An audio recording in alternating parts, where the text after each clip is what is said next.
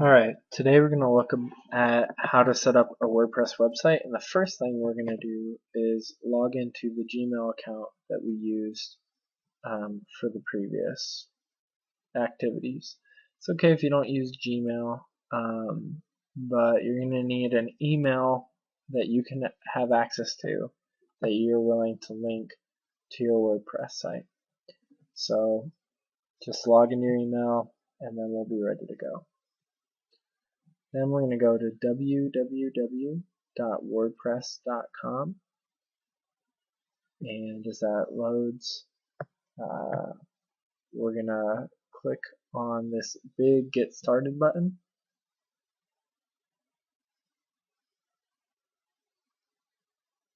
And then we're going to put in that email address that we're going to use.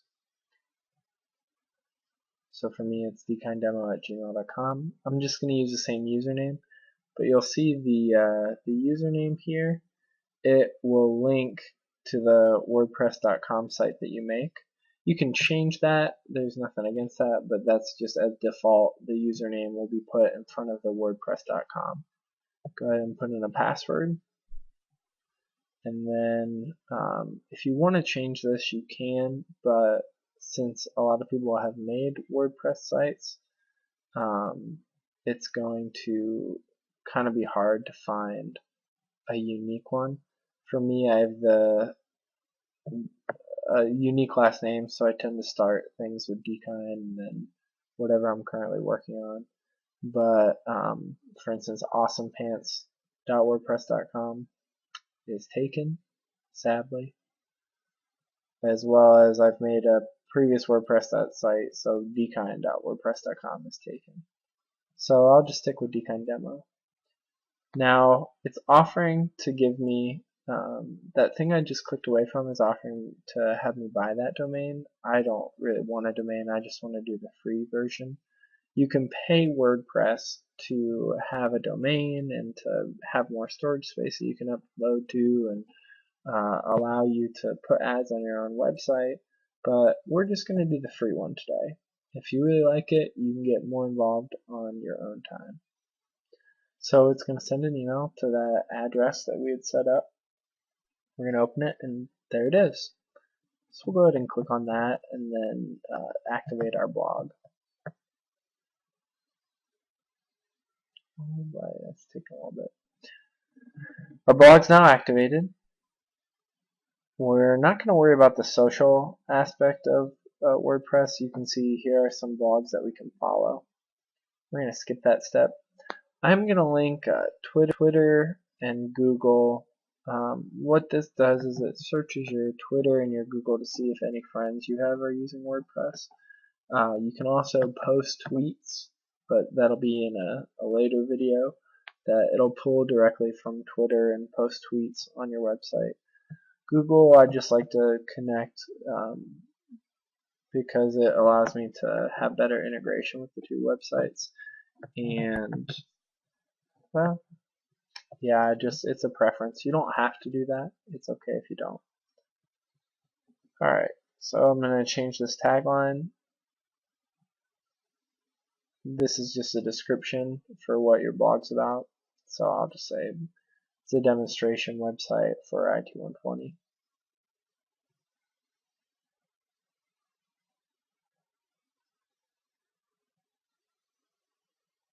And then I'll move on.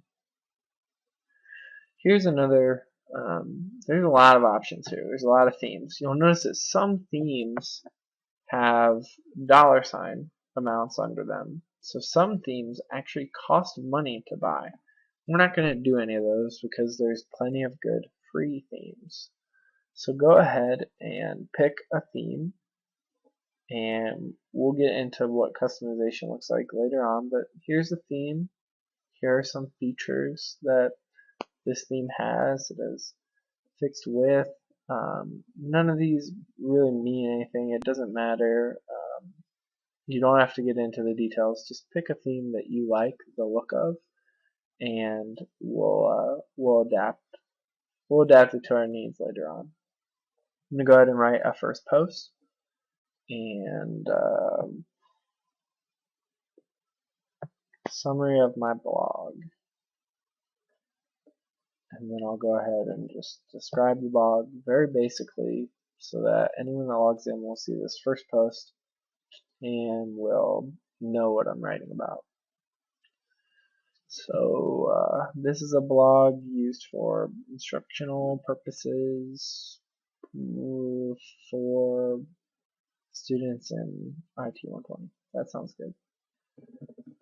You guys may want to follow this blog on Google Reader. I probably won't post too much to it, but if I do post to it, then you'll get an update on Google Reader every time I post. So if I post